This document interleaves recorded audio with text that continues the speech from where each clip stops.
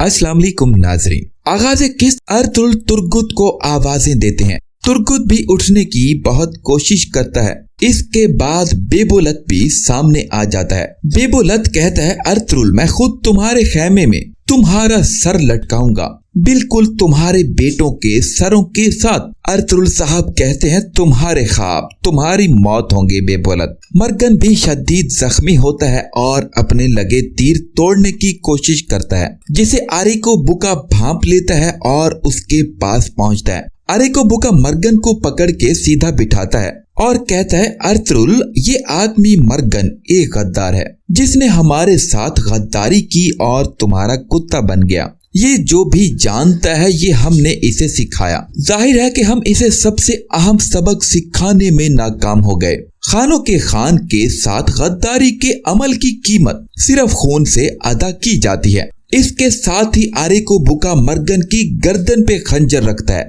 Morgan भी कलमा शहादत पढ़ लेते हैं और खुशी खुशी मौत को गले लगा लेते हैं। मर्गन की मौत के साथ अर्तुल शदीद धाड़ते हैं। तुर्गुत भी आवाजें लगाते हैं, मर्गन मेरे भाई। ये बहुत दर्दनाक मंजर होता है। इसके बाद तुर्गुत साहब हिम्मत करके खड़े हो जाते हैं, लेकिन तुर्गुत को दोबारा घुड़सवार नीचे गिरा देता है। इसके बाद बेबुलत तुर्गुत की जानिब बढ़ता है। अर्तुल बेबुलत को रोकते हैं। तुर्गुत बेबुलत को कहता है कि गद्दार कुत्ते। बेबुलत अपनी तलवार तुर्गुत के पेट में पेवस्त कर देता है। बेबुलत कहता है, ये जख्म तुम्हें तकलीफ दे दे के मार देगा तुर्गुत। ये कह के वो इस तलवार को खींच लेता है। आरिको बुका मुसलसल मुस्कुरा रहा होता है। तुर्गुत भी जख्मों की ताब नहीं ला सकते और कलमा शहादत पढ़ लेते हैं। इसके बाद अर्तुल साहब तुर्गुत का नाम पुकारते हैं और शदीद दर्द में नजर आते हैं। अर्तुल साहब तन्हा रह जाते हैं। बेबुलत अर्तुल साहब के पास आता है और कहता है, पड़ गए ना मुसीबत में अर्तुल, और इतनी बड़ी मुसीबत में कि अपनी नस्ल खत्म कर डाली। ये सुन के अर्तुल साहब एक जोरदार किक बेबुलत को दे मारते हैं, जिससे बेबुलत दूर जा गिरता है। अर्तुल साहब किसी शेर की तरह धाड़ते हैं। इसके बाद बेबुलत खड़ा होके अर्तुल पर तलवार तान लेता है, जिसे आरिको बुका रोक देता है। इसके बाद आरिको बुका अपने एक निकाबपोश सिपाही की जानिब बढ़ता है और कहता है कि मैंने कहा नहीं था तुम्हें कि अर्तुल और तुरुमताई मुझे जिंदा चाहिए। इसके साथ ही आरिको बुका सिपाही की गर्दन काट देता है। आरिको बुका अर्तुल को कहता है कि तुमने हलाकू खान की ताकत को बहुत हल्का लिया अर्तुल। अलंचक को मार कर तुम समझे कि खुद को बचा लिया, हमारे दुश्मनों की मदद की, लेकिन बस यहीं तक। अर्तुल कहते हैं कि मैंने अपनी आखिरी बात नहीं कही आरिको बुका। आरिको बुका कहता है कि तुम मेरे लिए आखिरी बात कहोगे।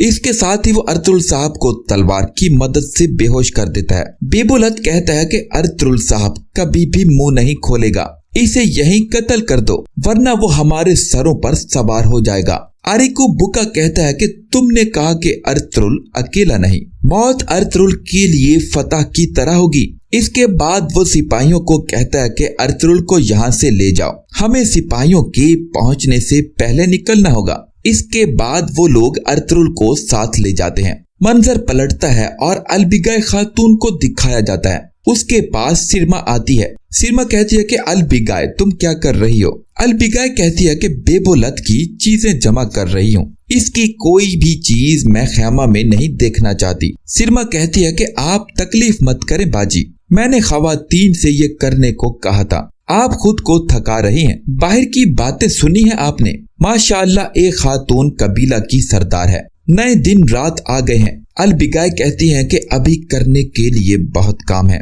सिरमा कहती है कि बिल्कुल सही कहा, खास तौर पर वो खैर का काम जिसकी तरफ अम्मा हाइमा इशारा करती हैं। अलबिगाय कहती है कि कौन सा काम कहा, किस चीज की बात कर रही हो सिरमा? सिरमा कहती है, कौन सी चीज होगी बाजी, बिल्कुल वही जो आपकी शादी से मुताल्लिक है। अलबिगाय कहती है कि इन खराब हालात में इस तरह का सोचना भी मुनासिब नहीं है सिरमा। सिरमा कहती है कि मुख्तलिफ बहानों से इस तरह के खैर के कामों में ताखीर बिल्कुल भी दुरुस्त नहीं बाजी। अलबिगाय कहती है कि गद्दार ही सही, लेकिन अभी तक बेबुलत की लाश नहीं मिल सकी। हमारी रिवायात में जनाजे वाले घर में खुशियों के शादियाने नहीं बजते। इसके बाद मंजर पलटता है और कुंदुगदू और सिपाही शहीद होने वाले सिपाहियों की जगह पहुंचते हैं। बमसी मर्गन की जानिब बढ़ता है। सब लोग सिपाहियों को देखते हैं और आवाजें लगाते हैं। कुंदूज अपने वालिद को पुकारता है। कुंदुगदू दुमरुल को देखते हैं जो कि शहीद हो चुका होता है।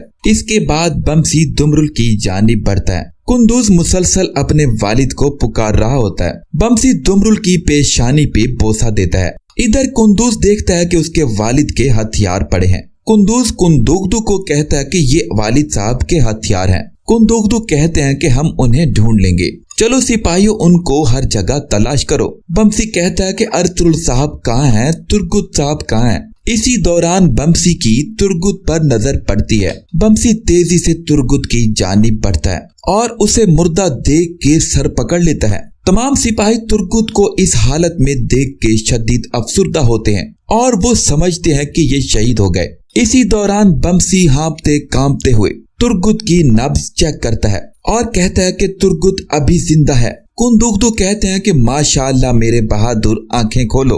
तुर्गुत बमसी की जानिब भी देखते हैं। कुंदुगदू कहते हैं कि बोलो ये किसने किया। तुर्गुत कहते हैं कि अरीको बुका और बेबोलथ ने। कुंदुगदू उसकी बात समझ जाते हैं और कहते हैं कि अर्तुल साहब कहाँ हैं। कुंदूज भी कहता है कि तुर्गुत साहब मेरे अब्बू कहाँ हैं, क्या वो जिंदा है, आपको कुछ पता है। तुर्गुत शदीद तकलीफ में बोल नहीं पाते लेकिन फिर भी कहते हैं कि पहाड़ों पर गए हैं। कुंदुगदू कहते हैं कि वो इसे शदीद तकलीफ पहुंचाएंगे, मेरे भाई को बुलवाने के लिए शदीद तकलीफ दी जाएगी। इसके बाद तुर्गुत कहते हैं कि बरके खान के जासूस को तलाश करें। इसके बाद कुंदुगदू कहते हैं कि फौरन जासूस की तलाशी लो। बमसी कहता है कि तुर्गुत हम तुम्हें आतुक साहब के पास ले जाएंगे, तुम बिल्कुल ठीक हो जाओगे। मेरे भाई अब खुद को मत थकाओ। सिपाही बरके खान के जासूस की तलाशी लेता है। इसके बाद मंजर पलटता है और काई कबीला दिखाया जाता है जहां अम्मा हाइमा और सलजान खातून खैमा में रोजमर्रा के काम करती हैं। अम्मा हाइमा कहती हैं कि सलजान सरदार के खैमा में काम कभी खत्म नहीं होते, आओ बैठ जाओ थोड़ा आराम कर लो। सलजान कहती हैं कि अम्मी जान आप आराम का तो कह रही हैं लेकिन हमारे यहाँ बहुत जल्द एक शादी होने वाली है, हमें जल्द अज जल्द तैयारियां मुकम्मल करनी होंगी। कहते हैं कि एक सिरका से सिरका और शहद के छत्ते से शहद ही निकलता है। मैंने कई बार दिखाया कि वो रिवायात की पासदारी करने वाली है। अब हमारी बारी है, जैसे आप कहती रहती हैं। अम्मा हाइमा कहती हैं कि तुमने बिल्कुल ठीक कहा, अब हमें जो करना है वो ये कि शादी की एक बड़ी तकरीब मुनक्किद करनी है, दोस्तों और रिश्तेदारों को खुश करेंगे। सलजान कहती हैं कि सारी दुनिया ने देख लिया कि काई कबीला की तलवारें कितनी तेज हैं। अब अर्तुल साहब की शादी की तकरीब आने वाली है, वो देखेंगे कि दस्तरख्वान कितना मुबारक और वसी है। अम्मा हाइमा कहती हैं कि इंशाअल्लाह मेरी बेटी। और नाजरीन, इस तरह से यहाँ इस किस्त का इख्तिताम हुआ।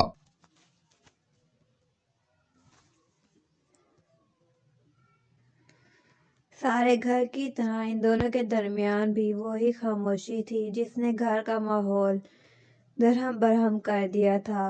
उसे कमरे तक घसीट कर लाकर असद लड़ता रहा था लेकिन फिर उसकी हिम्मत जवाब दी गई।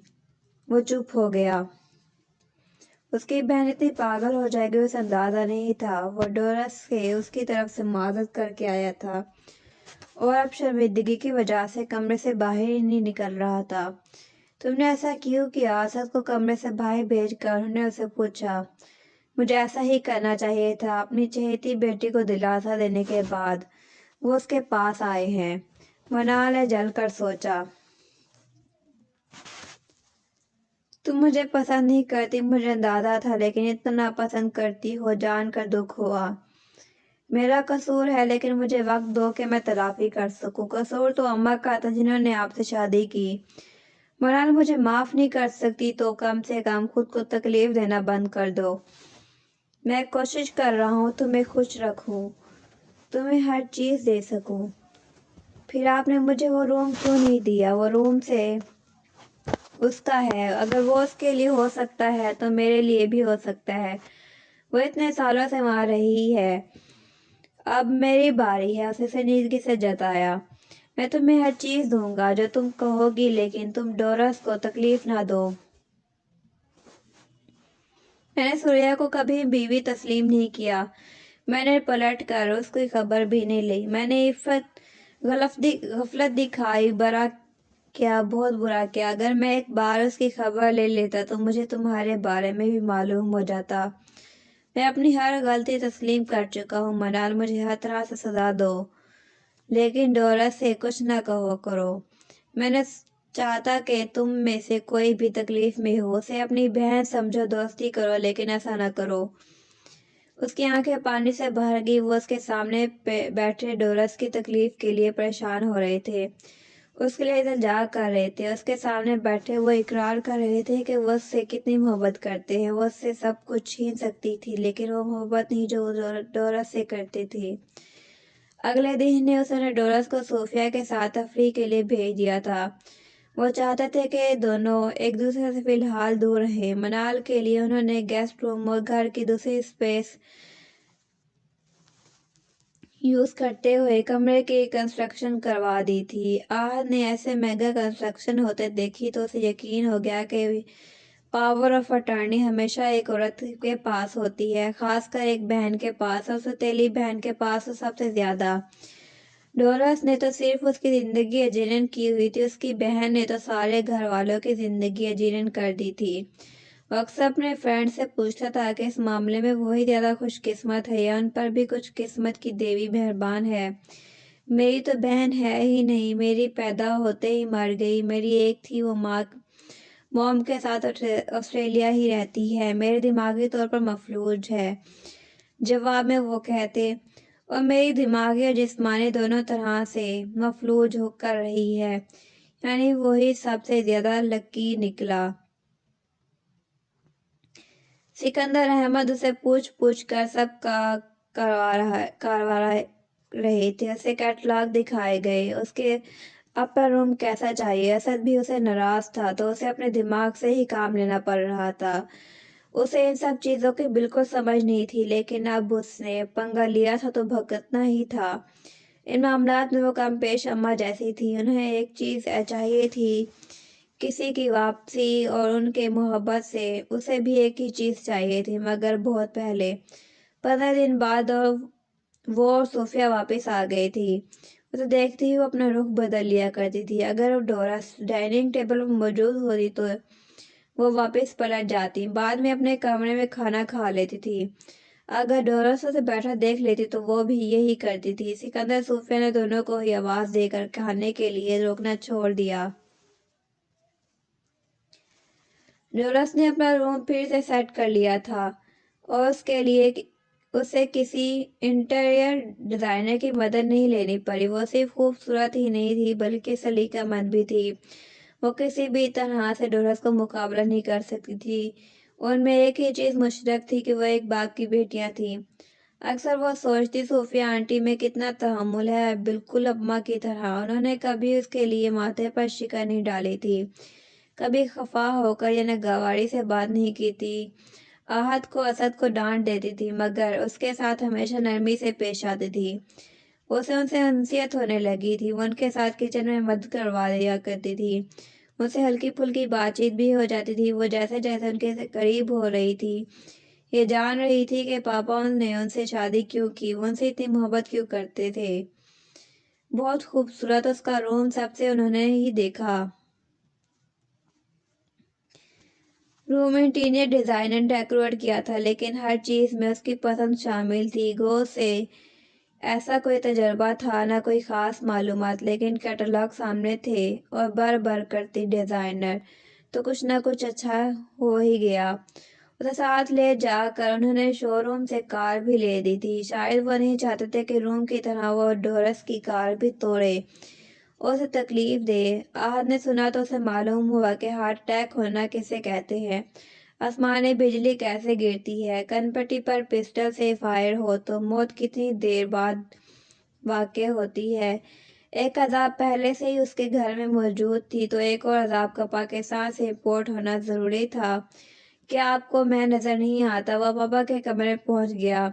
آ تو رہے ہو نظر، تم نے پھٹی پرانی گھٹیا سی جینز بلو شرٹ پہنی ہوئی ہے، تمہارے بالوں پر گونڈ ٹائپ کی کوئی چیز چپکی ہوئی ہے، یہ سب نظر آ رہا ہے لیکن بیٹے کے دل کا حال نہیں دکھائی دے رہا۔ ساری دنیا کی اچھی کاروں پر آپ کی بیٹیوں کا حق ہے، ساری دنیا کی محرومی پر آپ اس بیٹے کا عہد کا حق ہے۔ آپ رات کو چین سے سو کیسے جاتے ہیں؟ جیسے تم چھپ چھپ کر سگریٹ پی کر چین سے سو جاتے ہو۔ وہ گڑبڑا گیا۔ میں کوئی اسموکنگ وغیرہ نہیں کرتا اور آپ مجھے پر الزام لگا رہے ہیں، اور یہ ثابت کرنا چاہیے کہ چونکہ میں اسموکنگ کرتا ہوں اس لیے میں ان آسائشوں سے محروم ہوں۔ میں یہ کہنا چاہ رہا ہوں کہ تم خود کماؤ اور مزے سے اڑاؤ۔ یہ سبق آپ اپنی بیٹیوں کو کیوں نہیں دیتے؟ جاتے ہوئے کمرے کی لائٹ بند کرتے جانا۔ Good night. ہاتھ میں پکڑی کتاب سائڈ ٹیبل پر رکھ کر وہ دراز ہو گئے اور آنکھیں بند کر لی۔ پاپا پاپا، جواب میں وہ خراٹے لینے لگے۔ یہ ڈرامہ جو آپ لگا رہے ہیں نا، آپ کو بہت مہنگا پڑنے والا ہے۔ پھر میں آج سے ہی بچت شروع کر دیتا ہوں، کل سے پاکٹ منی بند۔ نیند میں ڈوبی آواز میں وہ بڑبڑائے۔ وہ بھی بڑبڑاتا ہوا کمرے سے باہر آیا۔ لانچ سے گزرا تو منار نظر آئی۔ سنو، وہاں پاکستان میں تو تم سے پلاسٹک کی سائیکل بھی نہیں چلائی گئی ہوگی، یہاں تو شو روم سے کاریں دیکھتی چلی پھر رہی ہو۔ یہاں تم نے پلاسٹک کی سائیکلیں چلائی ہوں گی نا، پھر تم کیوں نہیں شو روم سے کاریں دیکھتے پھر رہے؟ باپ بیٹی دونوں جواب دینے میں ماہر تھے۔ اس نے اپنے اور موڈ خراب مناسب نہ سمجھا اور اپنی کھٹارا کار میں غم غلط کرنے گھر سے ہی دور ہو گیا۔ اسد کا ایڈمیشن ہو چکا تھا، وہ انس کے ساتھ لندن جا رہا تھا۔ اس کا ایک ہی خواب تھا کہ جو پورا ہو رہا تھا۔ وہ گھر کا ایک ایسا فرد سا لگتا تھا جو ہمیشہ سے اسی گھر کا حصہ تھا۔ سکندر احمد نے منال کو بھی تعلیمی ماہرین سے ملوایا تھا۔ انہوں نے اس کے رجحانات جانچے تھے۔ اس کے لیے جو سبجیکٹ تجویز کیے گئے تھے ان میں سے ایک انٹیریئر ڈیزائننگ بھی تھا۔ دن میں کئی بار حفصہ سے فون پر بات کرنا اس کا معمول تھا۔ وہ انہیں بتاتی تھی کہ پاپا کتنے امیر ہیں اور یہ کہ اس کے پاس اب سب کچھ ہے۔ وہ چاہتی تھی کہ اس کے بچپن کے داغ دھل جائیں۔ جب کبھی وہ ان کے پاس واپس جائے تو اسے پھر سے تانے نہ سننے کو ملے۔ وہ روم سے کچن "یہ کون ہے ہو از شی" کی طرف جا رہی تھی جب اس نے پیچھے سے یہ آواز سنی۔ وہ سب ڈورس کے فرینڈز تھے۔ پول پارٹی کے بعد اب وہ لانچ میں پروجیکٹر کے سامنے بیٹھے تھے۔ ان کے کہکے سارے گھر میں گونج رہے تھے۔ سکندر احمد بزنس ٹور پر تھے۔ صوفیہ آنٹی پر اپنے روم میں تھی، اپنے کمرے کی کھڑکی سے ان سب کو کافی دیر سے دیکھ رہی تھی۔ ڈورس ان کے ساتھ ساتھ بہت خوش نظر آ رہی تھی۔ وہ سب ہلا گلا کر رہے تھے، مختلف گیمز کھیل رہے تھے۔ ان میں سے کچھ کی حرکتیں دیکھ کر تو وہ بھی ہنسنے لگی تھی۔ اس کا بھی دل چاہا کہ وہ ان کے ساتھ جا کر انجوائے کرے۔ جب وہ سب باری باری پول سے غائب ہونے لگے تو وہ سمجھی کہ وہ جا چکے ہیں۔ اگر اسے معلوم ہوتا کہ وہ سب لاؤنج میں آ کر بیٹھ گئے ہیں تو وہ کبھی بھی اپنے روم سے باہر نہ نکلتی۔ انہیں دیکھتے ہی وہ کچھ اس طرح احساس کمتری کا شکار ہو گئی کہ ان کے قریب جانے کی غلطی نہیں کر سکتی تھی۔ اگنور ہر۔ اس کے بعد ڈورس انگلش میں گالی دی اور وہ سب ہنسنے لگے۔ وہ اپنے کمرے کی طرف واپس جا رہی تھی اور وہیں رک گئی۔ گالی اور گالی کے مطلب وہ دونوں سمجھ گئی تھی۔ اب کچھ ڈورس کو بھی سمجھانا چاہیے تھا۔ سامنے ہی سب آنکھوں والا لڑکا بیٹھا تھا۔ شاید اس نے پوچھا تھا کیونکہ وہ دو لڑکیاں آپس میں باتیں کر رہی تھی۔ ایک لڑکا ہاتھ کی گٹار کے ساتھ مصروف تھا، ایک کچن کی سمت سے ہاتھ میں کین لیے آ رہا تھا۔ "میں بتاؤں میں کون ہوں؟" اس نے ڈورس کے پیچھے اور سب کے سامنے کھڑے ہو کر بلند آواز سے کہا۔ ڈورس اپنے موبائل کے ساتھ مصروف تھی۔ اس نے یکدم سر اٹھا کر اسے دیکھا۔ اس کی آنکھوں سے چنگاریاں نکلنے لگیں کہ دفعہ ہو جاؤ یہاں سے، میں مسٹر سکندر کی دوسری بیوی کی بیٹی ہوں۔ اس کے پاپا میرے ماں کو پاکستان میں چھوڑ کر یہاں بھاگ آئے تھے تاکہ ہم بھوکے مر جائیں۔ Shut up! جتنی زور سے وہ چلا سکتی تھی اس نے چلا کر کہا، دفعہ ہو جاؤ یہاں سے۔ وہ سب باری باری دونوں کو دیکھ رہے تھے۔ ان کی خوش گپیوں کا سلسلہ ختم ہو چکا تھا۔ اطمینان سے چلتی وہ اپنے کمرے میں آ گئی۔ اندر سے وہ کانپ رہی تھی۔ اس کے کانوں میں ڈورس کی گالی گونج رہی تھی۔ کچھ ہی دیر بعد وہ ابھی سے اس کے روم میں موجود تھی۔ "تم نے میرے فرینڈ کے سامنے پاپا کی بے عزتی کی۔ تم چاہتی ہو میں تمہیں پاپا کی بیٹی کی حیثیت سے لوگوں سے متعارف کرواؤں، جبکہ پاپا کی صرف ایک بیٹی ہے ڈورس۔"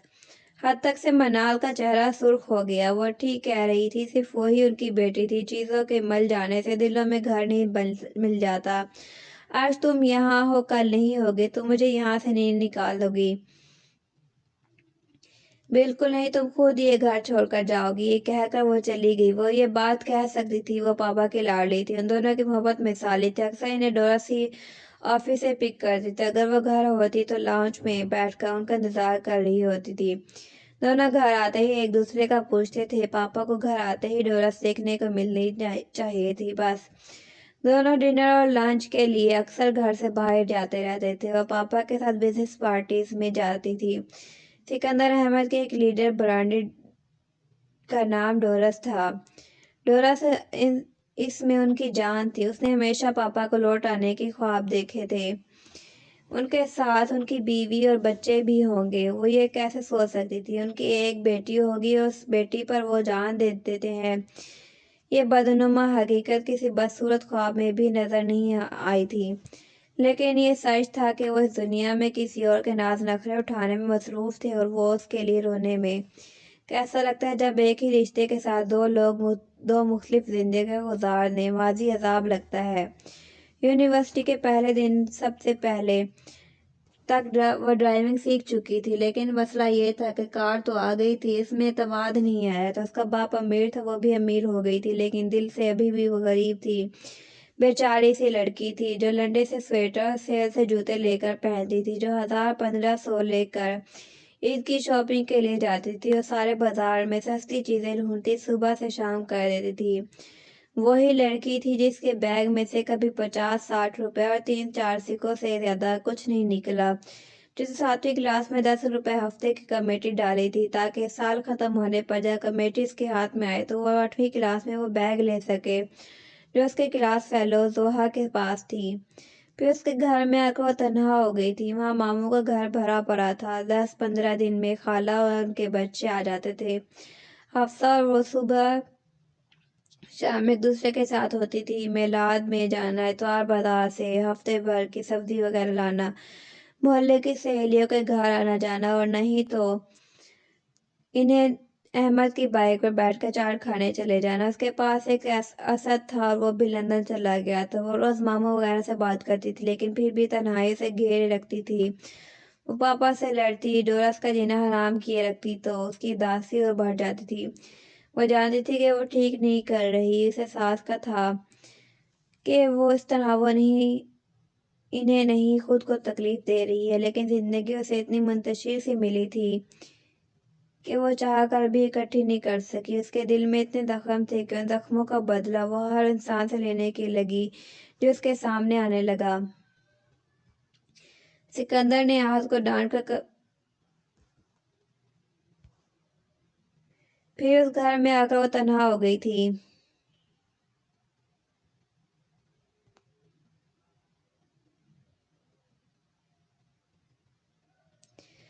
डोरस ठीक कहती है कि वो उसे कॉपी करती है, लेकिन वो चाह कर भी उसे कॉपी नहीं कर सकती थी. वो अकेली ही इतनी खूबसूरत थी कि उसे जैसी लाखों मिलकर भी इसकी खूबसूरती का मुकाबला नहीं कर सकती थी. उसका बैठना उठना, बात करना, चलना रुकना, गुस्सा करना तक स्टाइलिश था. वो फैशन के हर ट्रेंड को सेट करती थी. शुरू में उसे लगता था कि वहाँ रहने वाली हर लड़की डोरस जैसी होगी, लेकिन जब वो घर से बाहर जाने लगी तो उसे एहसास हुआ कि हर लड़की डोरस जैसी नहीं होती. वो दिन में 10 बार भी कार लेकर निकलती थी तो हॉर्न पर 10 सेकंड तक हाथ रखना नहीं भूलती थी. कार का टायर चिरा चिरा कर झटके से स्टार्ट करती. दुनिया को अपने जूते की नोक से मसलती थी. वो घर में होती या घर से बाहर जाती, खबर लेती कि डोरस आ चुकी है, डोरस जा रही है. सोफिया के साथ वो कई बार मार्केट गई थी, शॉपिंग भी करती थी. वो जो भी चाहे ले सकती थी, लेकिन क्या पाकिस्तान में वो सूट लेकर उस पर लेस लगवा कर पहन लिया करती थी. बहुत हुआ तो कभी रेडीमेड सूट ले लिया. पाकिस्तान से आते हुए भी उसने कोई खरीदारी नहीं की थी. सूफिया आंटी यहाँ से जो कुछ भी लेकर दे रही थी वही कुछ ले रही थी. उसने अपने कपड़ों की कोई समझ नहीं थी. घर वापस आकर जब वो उन ड्रेसेस को चेक करती तो अक्सर तो समझ ही नहीं आती थी कि फलां टाइप के सामने वाली साइड कौन सी है और पीछे वाली कौन सी. कुछ जूते उसने सोफिया आंटी के कहने पर ले तो लिए थे, लेकिन जब इन्हें कमरे में पहन कर देखा तो उनसे दुनिया हिलती हुई नजर आई. उसे चला ही नहीं जा रहा था. सोफिया आंटी ने उसे शायद डोरस की स्टैंडर्ड की शॉपिंग करवा दी थी. यूनिवर्सिटी के पहले दिन सिकंदर अहमद उसे छोड़ने आए थे। उन्होंने उसे फूल और गिफ्ट भी दिए थे जो उसने लाताल्लुकी से एक तरफ रख दिए थे। इसके लिए ये सब दिखावे से ज्यादा कुछ नहीं था। वो रोज उनके साथ नहीं आना चाहती थी, इसीलिए उनसे अच्छी तरह से मेट्रो बस और ट्राम का पूछ लिया था। एडमिशन वगैरह के लिए वो सूफी आंटी के साथ चली भी आ चुकी थी, यूनिवर्सिटी भी घूम चुकी थी, लेकिन आज वो बिल्कुल अकेली थी। काफी देर तक एक जगह पर खड़ी वो इधर उधर देखती रही है। पाकिस्तान का एक इस्लामिया कॉलेज नहीं था जहाँ हर तरफ सफेद यूनिफॉर्म में मलबूस उस जैसे लड़के चलते फिरते नजर आती। वह एथिक्स की यूनिवर्सिटी थी जहाँ वो किसी को नहीं जानती थी, किसी को उसे जानने में दिलचस्पी नहीं थी। वो वहाँ इतनी अकेली थी कि घर भाग जाएगी और दोबारा कभी यूनिवर्सिटी का नाम नहीं लेगी।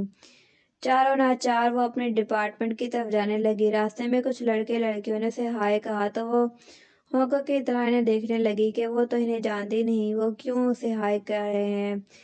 3-4 और हाय रिसीव करती वो अपनी क्लास में आकर बैठ गई। वहां सबसे पहले ही ग्रुप में बैठी बातें कर रही थी। उसकी किस्मत अच्छी थी, सबसे आखिर पर उसे जैसे कपकपाती टांगों धड़कते दिल वालों की सीट खाली थी। सीट पर बैठकर अपनी सांस बहाल करने लगी। इतने क्लास फेलो के दरमियान में वो सिर्फ जिंदा सलामत बेहोश हुए बगैर चलती सीट पर आकर बैठ गई। जब सांस और वो खुद नॉर्मल हो गई तो वह क्लास का जायजा लेने लगी। सब किसी न किसी बात कर रहे थे। एक वही चुपचाप बैठे उन सबको देख रही थी। अगर वह लड़की से अपना मुआवजा करने में मसरूफ न होती तो अपनी क्लास जरूरत से ज्यादा एंजॉय कर लेती। वो सब लोग को नोट करने, उनका जायजा लेने में हद से ज्यादा मसरूफ थी। उसके साथ बैठे एक लड़के ने उससे बात करने की कोशिश की तो वह घबरा गई। पाकिस्तान में कोई भी लड़का ऐसे भी मुखातिब करके बात नहीं करने लगता। स्कूल से कॉलेज तक वो लड़कियों के साथ ही पढ़ी थी। उसे बॉयज क्लास फेलोज की आदत नहीं थी। तुम कहाँ से हो पूछ रहा था। पाकिस्तान से आ रही हो कि वो उसकी शक्ल देखने लगी कि उसने क्यों पूछा। शान का वो खामोश हो गया। वो नजरें चुरा कर रह गई। एतमाद को सिफर ही रहा था। बात करने के बाद सलीका भी कमजोर पता जा रहा था। सारी क्लासेस लेने के बाद उसूब की निस्बत अच्छा फील करने लगी थी। उसकी 2 लड़कियां हल्की फुल्की दोस्ती भी हो चुकी थी। बस स्टॉप तक आते हुए उसने रास्ते में आने वाली फूड शॉप पर रुककर अपने लिए आइसक्रीम ली और खाने लगी। दिन रोशन और निखरा नखरा था। उसे घर जाने की कोई जल्दी नहीं थी। ये उसी की जिंदगी बेहतरीन दिन था। उसमें कुछ भी नहीं था लेकिन बहुत कुछ था। उसके जहन से डोरस, सिकंदर अहमद, हत्ता के पाकिस्तान भी महू हो चुका था। रुक रुक कर उसने कुछ सेल्फियां ली और हफ्सा को सेंड की। फिर बस के बजाय वो ट्राम में बैठ गई। कहाँ हो बेटा? आ रही हूँ आंटी। उसे उनका फिक्र करना अच्छा लगा। मुझे डर था कि तुम खो ना जाओ। तुम घबरा भी जल्दी जाती हो ना। वह घबराए घर आई तो उन्होंने फिक्रमंदी से कहा। वो हंसने लगी। आज नहीं खोई तो कल खो जाऊंगी। खो जाना तो आसानी से वापस मिल भी जाना। उसके गाल थपकर उन्होंने मोहब्बत से कहा। सोफिया आंटी अच्छी लगती थी। किचन के साथ साथ वो लॉन को भी देखभाल में उनकी मदद करवाया करती थी। उनके घर के सब्जे पर हर 1000 किस्मों के फूल पौधे खिले थे जिनके नाम क्या शक्लों तक से वाकिफ नहीं थी। वो तो गुलाब वगैरह को ही जानती थी, इसीलिए उसने उसी का पौधा लाकर वहां लगा दिया था। उसे सिर्फ गुलाब अच्छा लगता था। उसे लगाने के लिए थोड़ी ज्यादा मेहनत करनी पड़ी, लेकिन वो जैसे तैसे फलने फूलने लगा था। जिस दिन उससे पर पहला फूल आया उस दिन उसे मालूम हुआ कि बाग की मालिक की जान उसके जिस्म की वजह से लगाए पौधों में क्यों होती है। छोटा सा महकता फूल उसे बड़ी कामयाबी की तरह लग रहा था। जिसे तोड़े बगैर वो सब्जे पर बैठी फूल पर झुकी उसकी खुशबू सूंघ रही थी कि एक हाथ आगे बढ़ा, बेदर्दी से उसे तोड़कर फेंक दिया। ये डोरस थी। उसने फूल पर ही बस नहीं किया था, छोटा सा पौधा भी जड़ से उखाड़ कर फेंक दिया था। अब इंजॉय करो। पैंट की जेबों में हाथ देकर उसने आंखों से फूल की तरफ इशारा किया। तुम्हें मालूम है ना तुम क्या क्या? उसने गुस्से से पूछा। बिल्कुल, तुम्हें अपने ये फजूल शौक कहीं और जाकर पूरे करने चाहिए। तुम्हें लगता है कि ऐसे तुम मुझे तकलीफ पहुंचा सकती हो? सजाया हंसने जब कोई दिल उसका चाह रहा था कि वजनी गमला उठाकर उसके सर पर दे मारे। मैं दूं तो इतनी मामूली तकलीफें नहीं देती, कहकर वो चली गई। ویکینڈ پر ڈورس مراکش چلی گئی تھی۔ 3-4 دن بعد اسے لوٹ آنا تھا۔ اس کی کلاسز شروع ہو چکی تھی، پھر بھی سکندر احمد نے اسے بھی پوچھا کہ وہ کہیں جانا چاہتی ہے تو اس نے انکار کر دیا۔ ایک تو اس کی فرینڈز نہیں تھی، دوسرا اسے معلوم ہی نہیں تھا کہ اگر اسے جانا ہے تو کہاں جانا ہے۔ انہوں نے اسے صوفیہ کے ساتھ بھیجنے کی بات بھی کی لیکن وہ نہیں مانی۔ اس کے اور سکندر احمد کے درمیان معاملات ابھی بھی پہلے دن جیسے ہی تھے۔ فاصلہ وہیں کا وہیں تھا جہاں سے شروع ہوا تھا۔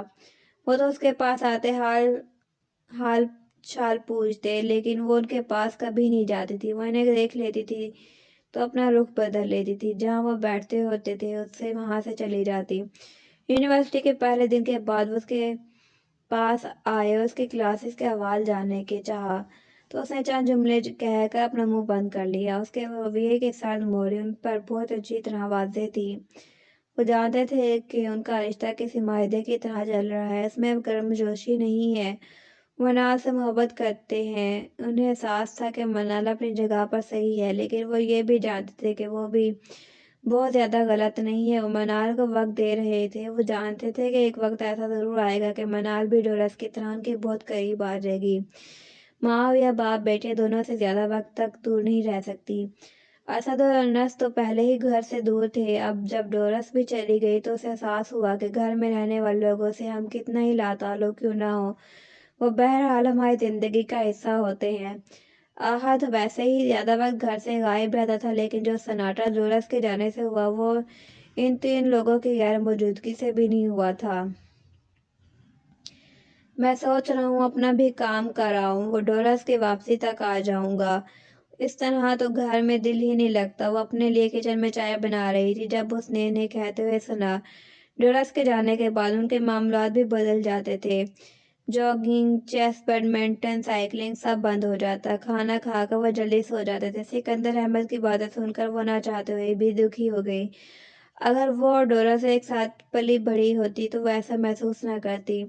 سکندر احمد ڈورس کو بری طرح سے مس کر رہے تھے، بلکہ بات بات پر یاد کرتے رہتے تھے، اور وہ بھی بات بات پر یہ محسوس کرتی تھی کہ وہ اور ڈورس کبھی برابر نہیں ہو سکیں گے۔ وہ بھی چلی گئی تو وہ دونوں ہی گھر میں اکیلے رہ گئی۔ وہ صوفی آنٹی کے اور قریب آ گئی۔ دونوں فارغ وقت میں خوب گپیں لگاتی۔ ڈورس سے ملنے کوئی آیا ہے، وہ چاہتے ہیں کہ گھر سے کسی بھی فرد سے انہیں ملوا دیا جائے۔ وہ یونیورسٹی سے آئی تو میڈ نے ان سے آ کر کہا، آنٹی کہاں ہیں؟ وہ کہہ رہی تھی کہ آفس کے بعد مارکیٹ جائیں گے۔ ان سے کہہ دو کہ گھر میں کوئی نہیں ہے، وہ 2 گھنٹے سے ویٹ کر رہے ہیں، کہہ رہے ہیں ملنا بہت ضروری ہے، کرنے دو پھر ویٹ۔ اپنے کمرے کی طرف جاتے جاتے وہ واپس ڈرائنگ روم کی طرف پلٹ گئی۔ ہائے! وہ اسے دیکھتے ہی کھڑا ہو گیا۔ جلد میں اس نے اپنا تعارف کروایا۔ ڈورس کو پوچھنے لگا، کافی دنوں سے وہ ان سے رابطے کرنے کی کوشش کر رہا ہوں لیکن ہو نہیں رہا، کیوں؟ کہاں ہے وہ؟ وہ جلدی بولنے لگا، وہ مر چکی ہے، اس نے اطمینان سے جواب دیا۔ حیرت سے اس کا منہ کھل گیا۔ واٹ؟ یس، ہم سب کے لیے وہ مر چکی ہے۔ پاپا نے اسے گھر سے نکال دیا۔ پھر وہ کافی دیر تک کیری کے پاس بیٹھی، اس ڈورس کے مرنے اور گھر سے نکالے جانے کی تفصیل سناتی رہی۔ ایک دن وہ یونیورسٹی واپس گھر کی طرف آ رہی تھی کہ راستے میں احد ملا۔ وہ 20-22 لڑکوں کے ساتھ ایک ریسٹورنٹ کے باہر کھڑا تھا۔ وہ تو اسے پہچانے بغیر اس کے قریب سے گزر رہی تھی لیکن اس نے اسے روک لیا۔ مس منال، آپ کے پاس کچھ ایکسٹرا پیسے تو ہوں گے ہی، آخر کو ڈورس کے بعد گھر کا امیر ترین انصاف آپ ہی ہیں۔ اس کے لہجے میں طنز کا عنصر کم تھا تو منال نے سر ہلا دیا۔ ہاں ہیں، کیوں؟ مجھے ادھار چاہیے۔ اس نے ساری انا کو بلائے طاق رکھ کر وہ اسے پیسے ادھار مانگ رہا تھا تو اس نے بھی بیگ سے پاؤچ نکال لیا۔ کتنے پیسے؟ احد نے اس کے ہاتھ سے پاؤچ کھینچ کے لیا اور کے ہاتھ میں بس کا کرایہ دے کر باقی پیسے اپنے پاس رکھ لیے۔ منال کا منہ بن گیا۔ یہ ادھار پیسے کب واپس کرو گے؟ کون سے پیسے؟ کب دیے مجھے؟ کوئی ثبوت ہے تمہارے پاس؟ اپنے دوستوں کی طرف جاتے جاتے رک کر وہ گردن موڑ کر اسے دیکھ کر پوچھنے لگی۔ اسے غصہ تو آیا لیکن اب 20-22 لڑکوں کے گینگ کے سامنے وہ کیا کرتی؟ چپ چاپ اپنی راہ چلنے لگی۔ اسے اپنے پیچھے سے کسی لڑکی کی آواز سنائی دی، فرسٹ لیڈی آف آل ویمپائرز، سب چڑیلوں کی سردار۔ کہکو کا زبان اسے اپنے پیچھے سنائی دیا۔ پہلے تو غصے سے بل کھاتی رہی، پھر بس میں بیٹھے تک خود بھی ہنسنے لگی۔ اس نے گھر میں ڈورس اور احد کی لڑائیاں بھی دیکھی تھی۔ ایک دن اسے ڈورس کے ہاتھ باندھ کر اسے پول میں پھینک دیا تھا۔ پھر ڈورس نے رات سوتے میں اس کے بالوں میں الفی ڈال دی تھی۔ اسے اپنے بال صاف کروانے پڑے تھے۔ اگلی بار اس نے ڈورس کے میک اپ میں کوئی ایسی دوا مکس کر دی تھی کہ اسے الرجی ہو گئی تھی۔ جواب میں ڈورس نے اس کے شیمپو میں کچھ ملا دیا تھا کہ کوئی 2 ہفتے تک وہ اندھوں کی طرح اپنی آنکھوں کا علاج کرواتا رہا تھا۔ شکر ادا کرو پورے اندھیرے نہیں ہو گئے، ایک دو دن میں ٹھیک ہو جاؤ گے۔ آنکھیں اپنے اندھے پن کی شکایت لے کر جب وہ پاپا کے پاس گیا تو انہوں نے کہا، پچھلے 10 دن سے وہ تو ہوئی نہیں۔ ڈورس کی الرجی بھی مہینے میں ٹھیک ہوئی تھی، لیکن اس کا دماغ صدیوں میں بھی ٹھیک نہیں ہوگا۔ دیکھ لیجیے گا آپ سب، ایک دن یہ لڑکی ہم سب کو مار دے گی، دیکھ لینا ہم سب میں وہ تمہیں سب سے پہلے ختم کرے گی۔ پاپا نے کہکا لگایا۔ ڈورس کا ذکر کرتے ہی پاپا کھل اٹھتے تھے۔ جب واپس آئی تو گھر میں بھی کھل اٹھا۔ ہنگامے جاگ اٹھے، لان سے کچن تک ہر چیز سے باہر آ گئی۔ باپ بیٹی کی باتیں شروع ہوتی تو رات 2 بجے تک ختم ہوتی۔ اس کے آتے ہی کار کا ہارن بجنے لگا اور ٹائر چرچرانے لگا۔ منال پر نظر پڑتے ہوئے ناگواری سے منہ پھیر لیتی۔ منال کو کوئی پرواہ نہیں تھی، وہ جانتی تھی کہ اصل ناگواری ڈورس کو کب ہونے والی تھی۔ کیری تم سے ملا تھا نا؟ 2 دن بعد ہی ڈورس اس کے سامنے کھڑی تھی، وہ اطمینان سے مگ اٹھا کر ہاتھ میں پکڑے لان پہ کھڑی تھی۔ کون کیری؟ اب وہ مسکرا کر سکتی تھی۔ وہی کیری جسے تم میرے بارے میں تفصیل سب کچھ بتا چکی تھی۔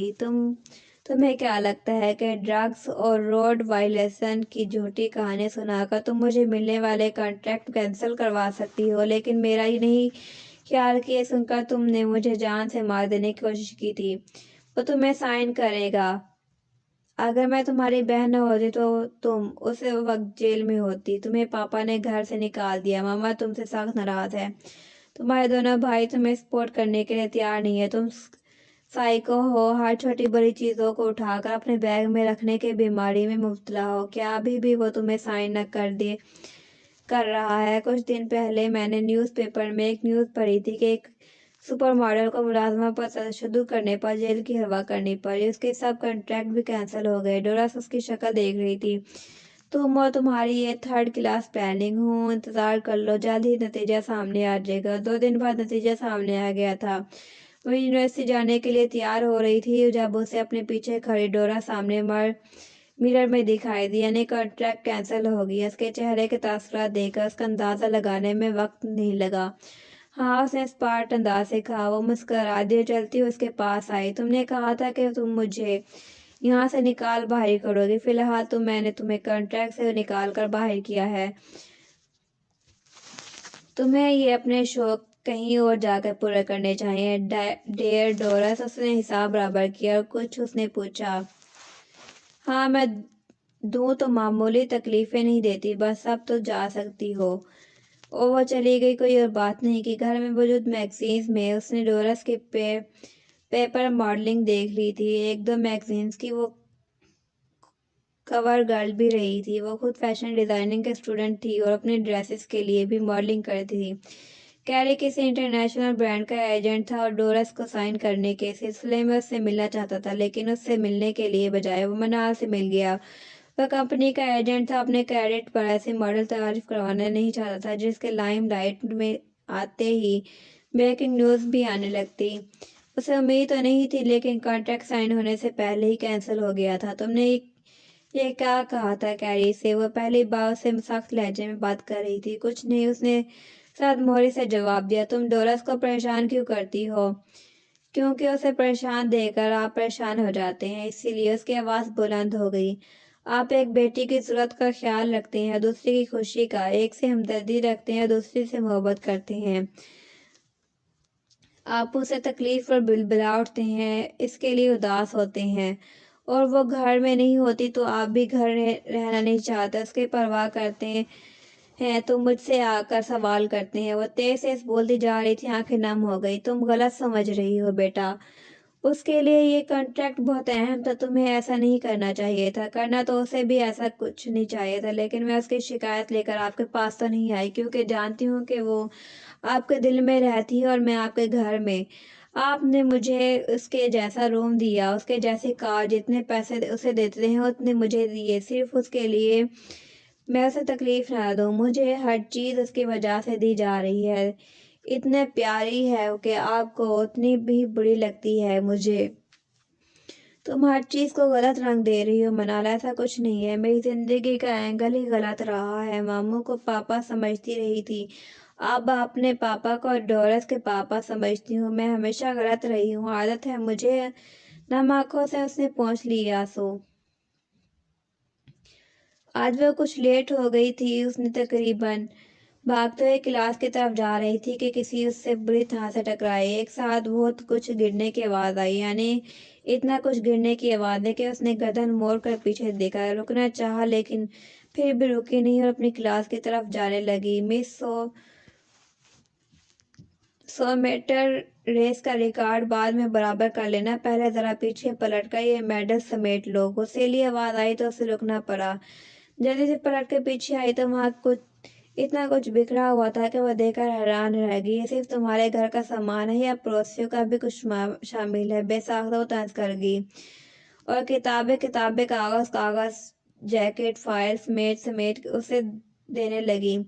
پین ہینڈ فری سب کچھ اس کے سمیٹ کر لی۔ تمہیں شرمندہ ہونا چاہیے تھا، نہ کہ طنز کرنا چاہیے۔ وہ جانے لگی تو اس نے کہا آئی ایم سوری، میں شرمندہ ہوں، اب میں جاؤں؟ وہ ذرا دور دیکھو، وہاں ایک کافی مگ بھی گرا نظر آ رہا ہے۔ اس نے ذرا دور دیکھا، ایک ڈسپوزیبل مگ وہاں لڑک تو رہا تھا جیسا نظر آ رہا ہے وہ اب خالی ہو چکا ہے، اسے بھر کر لا دو۔ کس سے؟ پانی سے؟ دیکھو میں جلدی میں ہوں، کلاس میں لیٹ ہو رہی ہوں۔ اس یونیورسٹی میں اس وقت میں صرف تمہاری کلاس ہی نہیں ہوتی، ہماری بھی ہوتی ہے۔ میں سویپر نہیں ہوں یہاں کا، میں کلاس کے بعد کافی دے دوں گی۔ یعنی تمہیں لگتا ہے کہ میں اتنا بے وقوف ہوں کہ اس نے غصے سے جیب سے پیسے نکال کر اس کے سامنے لہرائے تو یہ لو کافی کے پیسے، ویسے شکل سے تم ایسے کوئی بھکاری نہیں لگتے۔ دونوں ہاتھوں میں اپنے گھر کا اور کچھ پڑوسیوں کا سامان سمیٹ کر کھڑا وہ ہنس دیا۔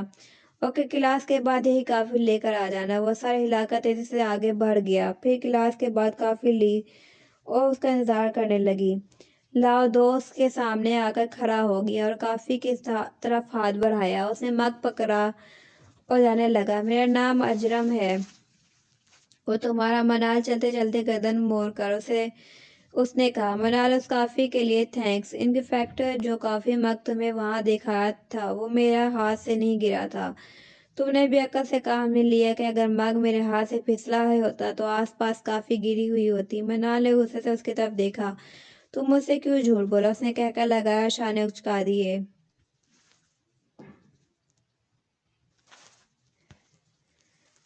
منال کی جان جل کر رہ گئی۔ کیا ہوا؟ تم اتنی سہم کیوں گئی ہو؟ کیا گم ہو گئی ہو یا ہونے کا ارادہ ہے؟ ایسے سہمی ہوئی مجھے دیکھے جا رہی ہو جیسے میں توپ کا کوئی گولا ہوں۔ اپنی مسکراہٹ چھپانے کی کوشش بھی نہیں کر رہا تھا۔ منال کو یہ رنج کھائے جا رہا تھا کہ وہ ہر بار کتنی آسانی سے بدھو بن جاتی ہے۔ اوہ ہے پاگل بدھو، تمہیں کیا لگتا ہے کون ہوں میں؟ بے وقوف انسانوں جیسے ہی تو لگ تو رہی ہوں، اچھا لگ رہی ہوں ہو نہیں؟ غصے میں اس کا سر کچھ زیادہ ہی ہلانے لگا۔ وہ تم خود فیصلہ کر لو نا، وہ لاہی کافی کو آواز کے ساتھ پیٹوں سے پوچھ رہا تھا۔ مجھے بے وقوف کیوں بنایا؟ گول سر کی گول آنکھوں کی گولیاں بھی غصے سے گھومنے لگی۔ بنے بنائے کو کیا بنانا؟ وہ سنجیدہ تھا، ہائے اللہ وہ سنجیدہ تھا۔ کچھ غصے سے کچھ بے بسی سے وہ بل کھا کر رہ گئی۔ کپڑے تو اچھے پہنے ہیں، کافی کے پیسے نہیں تھے تو اتنا ڈرامہ کرنے کی ضرورت نہیں تھی۔ اپنی بے وقوفی کو اسے غربت میں بدل کر اسے دھتکارنا چاہا۔ میں نے تو ڈرامہ کیا ہے، تم تو فلم چلا رہی ہو۔ کپڑے بھی اچھے ہیں اور شکل بھی، تم نے فلموں والے کام کیوں نہیں کرتی؟ ویسے مجھے ایسا کیوں لگ رہا ہے کہ میری کافی مل والے مذاق نے تمہیں دیوالیہ کر دی ہے؟ میں دیوالیہ کر دینے والوں میں سے ہوں۔ بائی دی وے، تم اگر سیدھے منہ سے کہہ دیتے کہ تم صبح کے بھوکے ہو تو کافی کے ساتھ اور بھی کچھ کھلا سکتی تھی۔ تھینکس گاڈ مجھے بھی کوئی ریچ کڈ ملا، یعنی تم کافی امیر ہو کچھ۔ پھر مجھے ایک آئس کریم کھلا دو، بہت دل کر رہا ہے یارو، بھوک بھی تو لگی ہے۔ وہ اس کی شکل کی طرف دیکھنے لگی کہ اس کے دماغی توازن یہاں کھڑے کھڑے خراب ہوا ہے یا پہلے سے ہی اپ گریڈ ہو چکا تھا۔ خود